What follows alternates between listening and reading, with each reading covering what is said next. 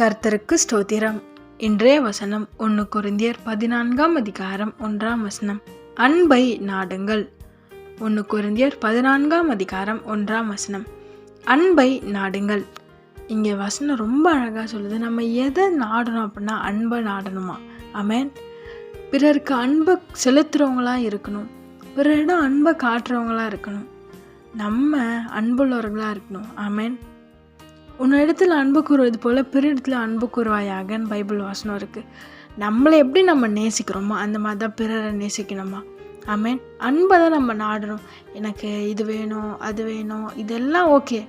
ஆனால் இது எல்லாத்த விட மேலானது அன்பு. அன்பு உள்ளவர்களாக இருக்கணும். அன்பை கொடுக்குறவங்களாக இருக்கணும்.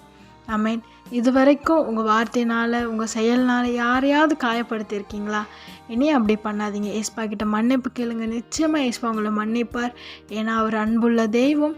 நீங்கள் இனி செய்ய வேண்டிய காரியம் பிற இடத்துல அன்பாக இருங்க.